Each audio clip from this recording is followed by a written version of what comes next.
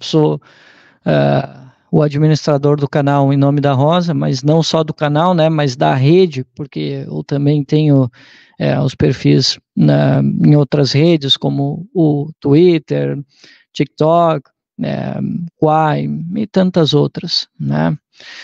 Bom, a situação que a gente está vivendo aqui na nossa cidade é uma situação inédita. A gente já viu chuvas que causaram alguns transtornos, né? Por exemplo, o ano passado nós vivemos uma situação em que rompeu uma ponte que dava acesso ao distrito onde eu trabalho, e aí foi todo um transtorno aos trabalhadores para chegar em um dos distritos que eu e outras pessoas também trabalhamos, né? Um distrito que fica a 40 quilômetros aqui da sede do município, né? Isso já trouxe um grande transtorno.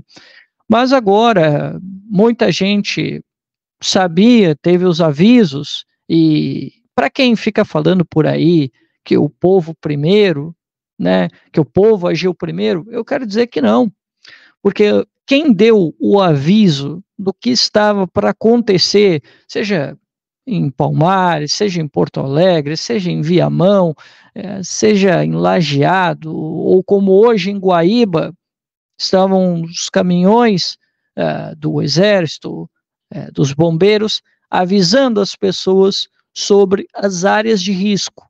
Então primeiro foi o poder público quem avisou sobre a situação, mas as coisas foram um pouco além daquilo que se imaginava. Na minha cidade, por exemplo, a gente imaginou que ia ficar nos bairros mais ribeirinhos, mas não foi o que aconteceu. O que aconteceu é que a zona central da cidade também foi atingida, né? E hoje, Miguel, estava a maior confusão aqui na minha cidade, porque como alagou muito a cidade, hoje um empresário estava perturbando o poder público, pedindo para retirar a água da zona comercial da cidade, porque ele não estava conseguindo vender um prego, e ele já vinha reclamando há algum tempo, e ele não vinha tendo lá muito sucesso. Aí, aquela velha aliança entre poder público e empresário, eles botaram para funcionar. Ele foi lá, reclamou para o poder público agora estava lá com a polícia, estava com a Patran, estava com todo o aparato de repressão, né, caso ocorresse algum tipo de revolta, porque a revolta ela já estava em curso, as pessoas estavam indignadas, queriam tirar a água de uma zona comercial para jogar num bairro novo que não tem muitas pessoas assim que moram, mas ali tem pessoas que pagam seus impostos, tem pessoas que precisam se deslocar dali para ir trabalhar em outras áreas aqui da sede do município ou fora, né, nos distritos. Então isso já causou um certo transtorno. E assim, Miguel, nós temos aqui inúmeros abrigos, nem todos estão dando conta, e infelizmente tiveram que colocar algumas pessoas em abrigos em cidades diferentes, né, não tão longe aqui, né, do município, né, mais longe seria 11 quilômetros daqui, né, então teve todo esse transtorno. E cara, se tu tá achando que o meu semblante tá abatido, eu te convido a dar uma olhada como é que tá o dos servidores públicos, a pressão que esse pessoal tá, né, para quem fica aí bagunçando serviço público, dizendo que são perdulários, que não trabalham. Convido a essas pessoas que fazem esse tipo de discurso, ir lá, veste a galocha do pessoal lá da prefeitura aqui, que está fazendo das tripas ao coração, Miguel e Renan. Nós vemos aqui na quarta-feira, que foi quando virou o vento sul, meu amigo, eu vi esses servidores públicos de plantão, assim, tinha servidor que eu tive a oportunidade de conversar e disse, Cara, eu tô há 3 dias sem saber o que é dormir, tá? Esse é o cenário aqui, né? Então, o primeiro dia, Miguel, muita gente aqui não dormiu, inclusive eu, né? E aí sabe como é que é, né? Na tragédia, geralmente o poder público ele tem a sua burocracia, né? Isso é normal, pessoal. É normal que o poder público ele tem que seguir a lei, vai ter seus trâmites. E aí, como a ajuda das pessoas ela é mais rápida, não precisa pedir licença para ninguém, não precisa seguir uma lei específica, não precisa seguir os princípios da administração pública, as pessoas começaram a se mobilizar. É o senso de solidariedade que falou mais alto, que assim como acontece em Porto Alegre, acontece em Canoas, em tantas outras cidades, se repetiu aqui. E aí começou, já que pegando o gancho no teu discurso, começou esse negócio de o povo pelo povo, de difundir a ideia de que não, as prefeituras e o Estado nada estão fazendo pela gente, é o povo pelo povo. E aí eu quero desmistificar um pouco essa ideia, porque o povo pelo povo, a solidariedade, a gente buscar ajudar um próximo que está com a dificuldade, é uma coisa bonita. Mostra o quanto que a gente, de alguma forma, mesmo que na tragédia, existe uma união nacional. Nessa hora a gente esquece quem é de esquerda, quem é de direita, quem tu votou na eleição passada. Tudo isso, ou o desafeto que tu teve com não sei quem, tudo isso se esquece nessa hora, né? Em prol dessa causa. Só que isso ele tem um efeito limitado. E é aí que eu quero ir no ponto que tu está dizendo, que é o seguinte, que é esse negócio do povo pelo povo. O povo pelo povo, volto a repetir, é uma estratégia válida, ajudar os outros, tudo certo, cada um faz sua parte, mas jamais o povo pelo povo deve substituir a força do Estado. E a gente já viu aqui, né, por exemplos, N exemplos, de o quanto que o Estado ele foi importante. E eu falei aqui do Estado agindo na prevenção, que muita gente esqueceu. Quem foi que avisou sobre a tragédia? Foi o povo pelo povo ou foi a tua prefeitura? Foi a tua prefeitura que avisou. Foi a ciência que avisou. E um cientista, né, dependendo de onde ele trabalha, né, tá trabalhando pelo bem público, tá certo? E depois, quando foi desfeita um pouco das burocracias, Miguel, foi o povo pelo povo que levou 1.400 toneladas de alimentos? Que eu saiba, não foi. Que eu saiba, quem fez isso foi os Correios, tão demonizado pelos liberais, porque nós temos aí, né, um pessoal por aí que anda mentindo. E assim, a mentira numa disputa eleitoral, eu digamos assim que é uma arma da guerra, né?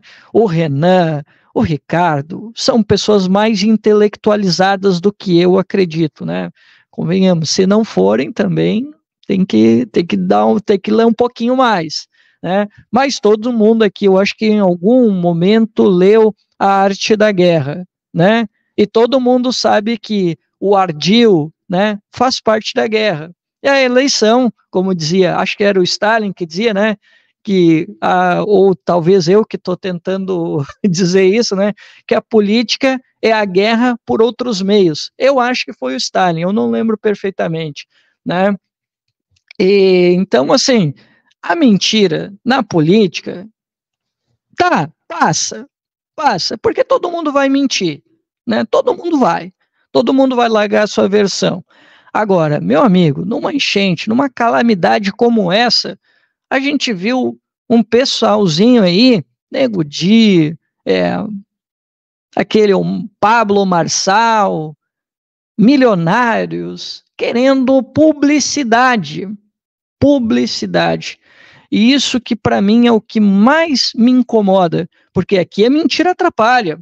porque disseram que para doar alimentos tinha que ter nota fiscal, que para usar o barco tinha que ter o RAIS, e mais um monte de coisa. Eu até fui apurar esse negócio do barco, parece que é parcialmente verdadeiro esse negócio, teve realmente um incômodo ali no início, mas depois deixaram passar, né? Mas esse negócio de nota fiscal, de alimento, de fiscalização de veículos, que o Pablo Marçal, que é um dos maiores mentirosos do Brasil, esses, o André vai falar aqui com a gente, eu e o André, né, a gente chama, né, de os desestabilizadores da nação. Esses caras são agentes do caos. Caras como o Pablo Marçal, Nego Di e tantos outros, eles estão aí só para bagunçar. E é exatamente esse o papel desse pessoal ao trazer desinformação. E alguns fazem isso de caso pensado, né? Porque tem pessoas que têm uma certa frustração que o Estado ele vai demorar um pouco para agir, porque ele tem sua burocracia e tudo mais. Mas, meu amigo, o complicado é que a gente tem gente que sabe muito bem o que está fazendo. E eles estão dizendo do Estado ineficiente, que o Estado demora e tudo mais, e eles estão inventando esse porção de mentiras, e aí entra o povo pelo povo. Porque o povo pelo povo, se não for bem observado, ele é um discurso que serve para te dizer, lá na próxima eleição, para te dizer, não, o Estado não serve para porcaria nenhuma, e nós somos capazes de nos organizar e, por que não, né? Vamos empurrar um pouquinho mais de neoliberalismo aí na próxima eleição. Ninguém vai se importar, vocês já entenderam que o Estado não serve para nada. Parece meio senso comum que eu estou dizendo? Bom, então passa lá na Revista Oeste, passa lá em alguns outros editoriais da imprensa alternativa de direita, e até mesmo, por que não, né, da imprensa comercial. O discurso é exatamente esse, de dizer que o Estado não serve para nada, que essa situação em específico mostrou que o Estado não serve às pessoas. E aí eu quero fazer uma crítica ao Estado também, né? Porque a crítica ao Estado, ela até tem a sua validade, só que a gente tem que olhar qual é o Estado que a gente está criticando, porque os liberais, eles fazem a crítica ao Estado de uma forma muito genérica, justamente porque eles sabem, né? É preciso destruir o Estado Nacional, destruir os serviços públicos para os agentes privados lucrarem e eles gerarem dividendos. Isso é bem tranquilo de entender, né? Só que a nossa crítica, e eu já tenho falado isso, a nossa crítica é o Estado liberal, né? É esse quem realmente tem nos atrapalhado, tem feito com que a gente não consiga investir em saúde, não consiga investir em educação, saneamento, segurança, que possa, inclusive, reafirmar aquilo que é caro a todos nós, que é a soberania nacional. Como é que a gente vai ter soberania energética quando, por exemplo, o pessoal estava aí comemorando, né, que o Jean Paul Prat saiu, conseguiram nomear alguém pior? Mas como é que vai ser diferente se o Estado está todo capturado pelos liberais? E a gente não tem ninguém com coragem nenhuma para mudar isso. Então, assim, a nossa crítica, ela até existe ao Estado, mas a nossa crítica é ao Estado liberal, né? E agora, eu quero falar, né, já falei dos mentirosos de plantão, que são os agentes de desestabilização, coloquei aqui a minha crítica ao Estado liberal, que eu acho que é a crítica que precisa ser feita, que esse Estado, ele realmente não nos serve, não serve para nós, né? A gente, como nacionalista, como a gente está pensando de uma outra forma, a gente precisa construir um Estado que sirva ao povo, e não ao BlackRock, as grandes famílias bilionárias, seja no Brasil, seja lá fora, né? E já que a gente estava falando aí de libertarianismo, o Miguel deu esse gancho aqui. Miguel, eu estava vendo um vídeo aí de um sujeito aí, né, ideias radicais, tá saindo aí com uma ideia genial, né, como é que é? Garden City, sei lá como é que é o nome do negócio lá, né, que agora eles querem criar cidades privadas, né, como se fosse distritos, né, eles querem fazer tipo como se fosse um grande condomínio para empresas se instalarem nesses grandes condomínios e ali as pessoas vão se associando, né? E assim essas pessoas vão criando, né, grandes distritos e aquilo vai ser as cidades. Ele até chegou a comentar sobre uma situação que ocorre em Honduras, que são as zonas econômicas de desenvolvimento, que existe lá numa ilha que ninguém sabe o nome lá em Honduras, e que agora eles estão querendo levar isso pro continente, né? E então, assim, eles vão pegando ideias importadas que nada dialogam com a realidade nacional, isso que me irrita não só a direita, a esquerda também adora fazer esse tipo de coisa também, de ficar importando soluções de fora, achando que isso vai trazer algum benefício na nossa realidade, né? Então eu vi esse vídeo desse sujeito, né, que estava defendendo essa ideia de que não, olha, vocês viram que por nós, a gente consegue se organizar. Poxa, se a gente criar quem sabe a gente não pensa numa solução privada para a gente poder reconstruir essas cidades, né? Quando vi isso, eu dei risada. Eu disse, eu quero ver, né? Quando começar as pessoas insatisfeitas, enraivecidas, que não tem o saneamento básico lá na cidade dela, lá no distrito dela, e lá bater na porta lá da empresa lá que ficou de fazer o saneamento, e isso ir se repetindo inúmeras vezes, aí eu quero ver se as empresas vão gostar, né? E aquilo, né? É uma ideia totalmente estapafúrdia, porque como é que uma empresa vai aceitar reconstruir um estado, como é o caso aqui do Rio Grande do Sul, que era o que ele estava propondo? Como é que uma empresa vai arriscar o seu lucro sem ela saber se lá na frente ela vai ganhar com isso? Tudo bem, pode ter ali um ganho ou outro, mas, cara, se não tiver manutenção, se não tiver o zelo com a cidade, as pessoas vão reclamar. E aí, será que os capitalistas vão ter paciência para ficar fazendo a manutenção permanente dessas cidades para que as pessoas tenham ali uma qualidade de vida que ele fala lá no vídeo? Ô Miguel, como é que eu tô de tempo aí, cara? Tá tranquilo, não sei se eu passei. Tá tranquilo? Tá tranquilo? Não, tranquilo. Tem mais 4 minutos. Mais 4 minutinhos tá. Aí pra finalizar. Vai tranquilo. Tá, perfeito, então. Perfeito.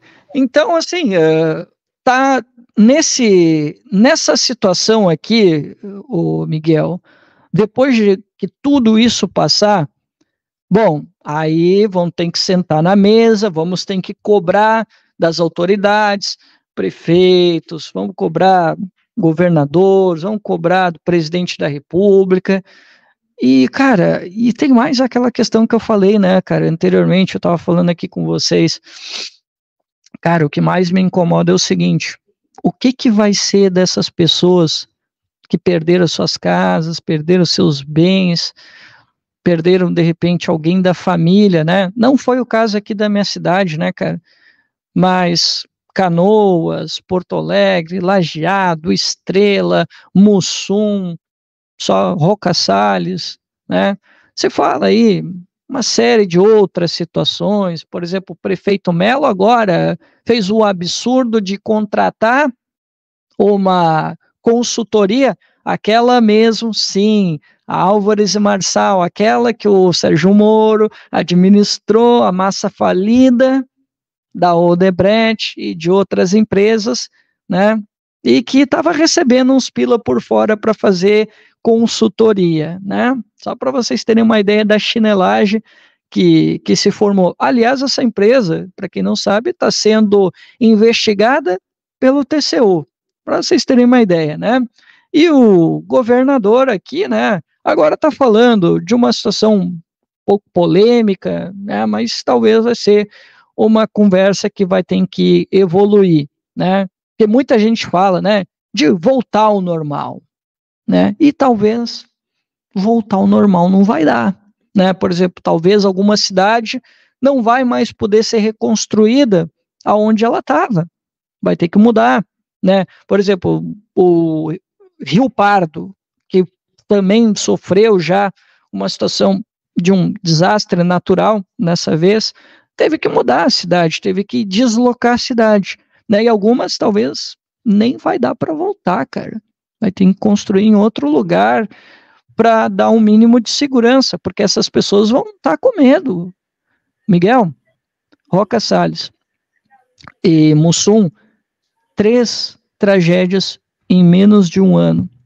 Como é que tu vai convencer as pessoas de voltar para lá?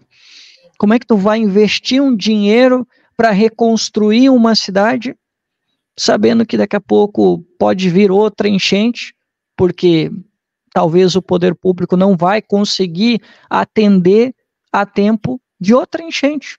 E aí, cara, vai se gastar todo o dinheiro.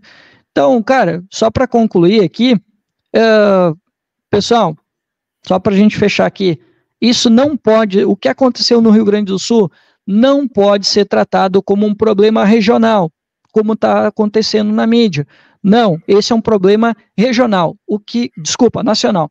O que está acontecendo aqui, um dia vai acontecer no Sergipe, vai acontecer em Alagoas, vai acontecer no Maranhão, vai acontecer na Bahia, porque a gente ficou na conversa mole, não resolveu. E aí, pessoal, se não tiver seriedade, infelizmente, se não mudarmos a lógica desse Estado, que eu estava criticando, infelizmente, essas situações vão se repetir. Obrigado, Miguel.